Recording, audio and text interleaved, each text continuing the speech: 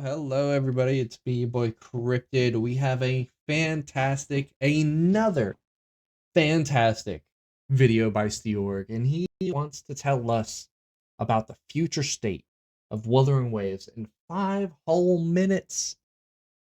Let's get into it and see what he has to say, because I love Steorg's videos, and he produces nothing but gems. Let's take a Yo, look. been a minute.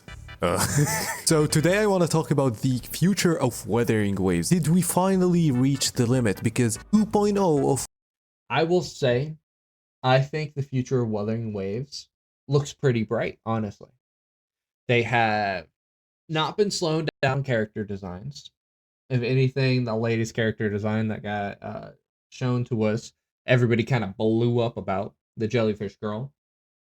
Uh, yeah, I think it's doing pretty good.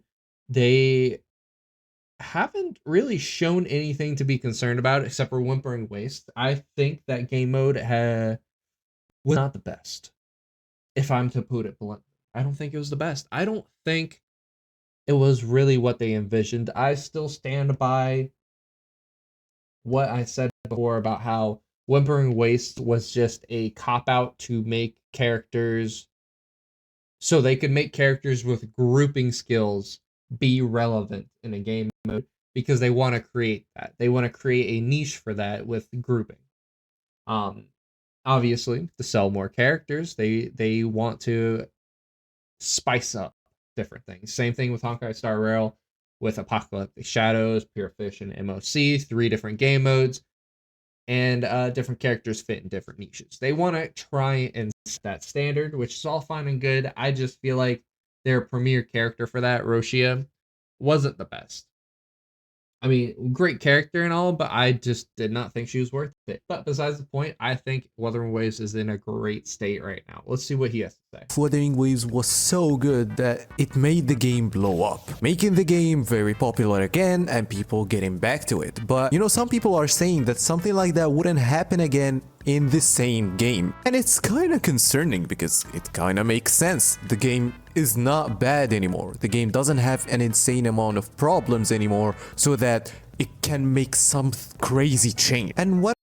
So, I don't understand this concept that you can only get a lot of attention, a lot of attraction towards a game if it's really bad, then becomes good out of nowhere. Well, they already did that, and now it's just a good game getting better with each patch. Now, the only thing I think would really put people off is if they obviously regressed and they gave us a new area, and let's say now you can't fly. After getting us used to flying, now it's going to be like the 1.0 area where you can't fly, which I hope they change that, and I hope they buff that to where you can fly there too, instead of just in a new area. But if they give us a new area, you can't fly there, I feel like it'll really negatively reflect on them and negatively impact their player base. That would be one thing. Or if they just don't add anything or don't change up anything, don't add different mechanics for different areas. If they really stagnate and they just keep the same pace, it's a lot of the same for every patch. They don't spice it up. They don't really come out with amazing story. They don't, like I said, not amazing mechanics. Like this area introduced flying. Well, the next area could introduce, I don't know, like grind railing, like Sonic or something like that. If they don't introduce new mechanics, at least like grinding on the rails, I feel like would be a good mechanic to release into a new area and not have it continue on. But I feel like the flying has to continue on to different areas. Just because I feel like grinding on a rail is as impactful as being able to fly throughout the whole sky in different areas. I feel like as long as they add little mechanics to spice up area, or at least movement mechanics or different or mob mechanics or something to spice up the area, but nothing too dramatic to where you have to have that mechanic, I feel like would be a good in between. But them stagnating or them regressing, I feel like would be the big 1-2 combo to really put Wuthering Waves out of the spotlight. But I think right now, as long as they do good and they keep on with the innovation, I think they're pretty good. I don't think there's anything wrong with them. What I mean by that is Wuthering Waves is currently so good and it does finally have a very stable audience, but the point is, can it blow up even more or did we reach peak? And that's the question, because I think Wuthering Waves blowing up and becoming even bigger than 2.0 or the launch of 2.0 is very hard. It is very hard to happen again. Let's be real. This is my favorite gacha game, but to be fair, Kuro Games have to be insanely creative with their game and do some crazy changes that makes people. Although to be fair, it doesn't necessarily need to blow up with every 0.0 patch, right? As a game doesn't need to exponentially grow, right? Games will stagnate at a player base with this is how many I peaked out at 3 million players, and it doesn't have to grow bigger with every patch. That'd be cool if it did. It'd be awesome, but it doesn't necessarily have to. As long as it retains its player base, I think we're in a good spot. People go, wow. But here's the thing. In the same time, Wuthering Waves will be able to reach the same peak again. Let me explain. I said that it's hard for Wuthering Waves to surpass the 2.0 peak, but the state of the game is now different because we have a lot of people that like the game. Maybe they are not playing it now, but they will come back with every major update. Because now the game has a very big audience and it's making a fairly good amount of money every month. And so since the money is consistent and since the game is making more money, Kuro Games will make more changes and make more major updates. And this is the thing. Kuro Games said that the major updates will happen every 6 months, which means that we will soon have a very big update. That's the first thing. It will all depend on the next big update. They have to be really creative, really know what changes they should have and still listen to players, and probably this time be more creative because the game before had so many problems, so the devs had so many things to listen to. It was kinda easy to know what to do, but now since the game is very good, there's no many problems with the game. There's still some problems with the game. What a problem to have. You fixed everything in the game so nobody's complaining, so you don't know what to improve upon anymore. No one is complaining, so you don't know what to fix. What a problem to have. If only everybody had problems like this. And no one's complaining. No one's upset. What do I do? What do we reveal? What do we say that we're changing? Now we have to go above and beyond and give them random quality of life things like echo loadouts that they never asked for because there's not enough echo sets that you want to use yet because we're still farming for base echo sets. And things like that. People are too happy, and now the developers don't know what to do because they've had all this criticism since day one of what to fix then, what to fix here, and now it's just going to be tiny bug fixes all the time. I feel like that's great. It just leaves them with more room to be creative and do things that they think will actually improve the player's quality of life on their own and make a better gaming experience. Game, of course, but it's not as easy as before to fix problems in the game because basically the problems aren't that much anymore. So now they will have to be creative with making something new. Did we reach the limit? But still, I did not pre-watch it. Can we surpass the limit? And I found a game that can probably explain that, which is Warframe. If you don't know Warframe, I really suggest that you play this game. It's a really good free-to-play game. It's one of the best free-to-play game that you can play because of the devs, because these devs are making their game better and better every time. They listen to players, they make so much new gameplay, so much new endgame and new modes. Every year they make a Tenocon and they announce their new big projects and things like that. And what I saw is one of their biggest updates made the game blow up even more, just like what happened with 2.0 in Wuthering Waves. After this major update, they made even more major updates,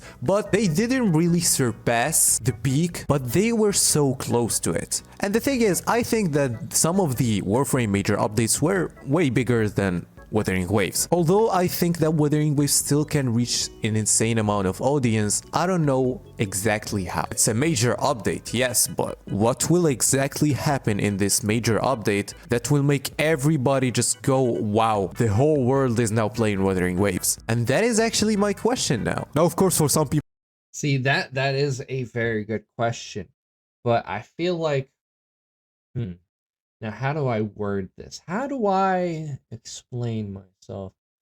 I feel like they have the potential. I don't feel like they wasted everything on Renacita. I feel like they definitely still have some aces up their sleeves, uh, some bullets in the chamber, if you will, about what to do next for different areas. I feel like, now, don't get me wrong, I feel like Renacita, from like 1 to 10, right? 10 being the best they could get. I feel like Renacita was at least like a 6 or 7. I don't feel like it was the best idea they have. Now, stay with me here. I feel like Renacita was a great area, right? Had some good mobs, had some good bosses, and it's a very nice visual area, and they added in flying. Now, I feel like this was testing. I feel like they have bigger and better ideas they can throw at us, but they wanted to test the waters. They wouldn't want to go too crazy. They wanted to bring people back. They're like, all right, so we had a lot of problems up till now. 2.0 is our debut of what this game could be without any issues. And it was very clean. Yes, there are some bugs here and there, but it's very clean, very crisp, sharp. They updated for the RTX and everything like that. They did a lot, but it is all really safe.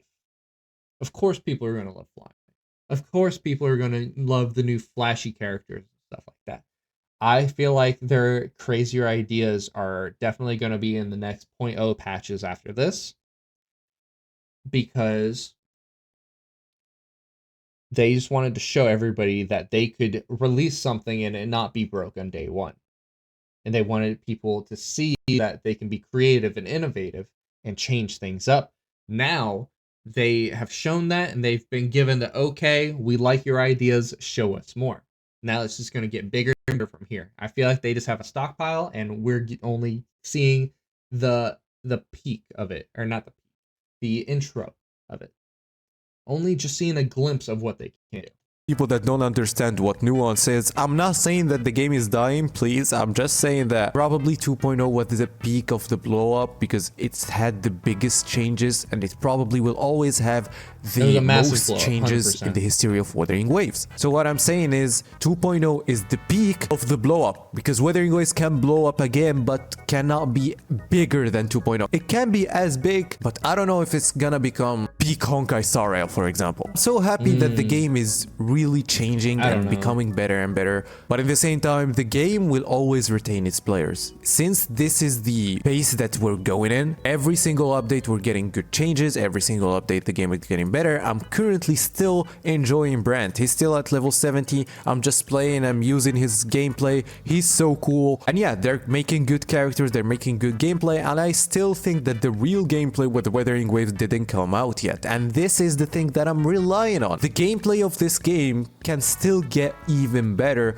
with new characters, especially when you think about it. Because if you look at PGR, you know how crazy Wuthering Waves can go. And I have no... That is a great example. If Wuthering Waves ever gets to the level of PGR, not even to the exact level, but they start implementing more and more crazy combat mechanics like in PGR, oh, Wuthering Waves will shoot up and blow up like never before. No doubt that we will have something new and something big in Wuthering Waves soon, but I don't really know what. That's the problem. We cannot really expect what Kuro Games will do. So yeah, the answer is, will the game blow up again? Yes, obviously, because they will make something new great again. Did we reach the limit? Probably yes too. It's yes for both questions. Because no one said that Wuthering Waves needs to be blowing up more than any other gacha game in the world. It's like the CEO said, the only thing we need is to have something enough to survive. Anyway, if you don't subscribe now, you're gonna lose your 50-50. Bye-bye. Yo, I was... Alright. I feel like he made some very good points. Yeah, slap a like on the video, and you better too. I'm gonna leave it in the description down below. I feel like Kuro Games is in a very good spot. I feel like they have the opportunity to show us some really good things in the future, but they also have the opportunity to disappoint. But they will always retain their point oh player base spike as long as they don't regress, like I said, like taking away flying in the next area or make things unfun, which I don't feel like that's the path they're taking. But who knows? Let me know what you think down in the comments below and have a good one. Peace.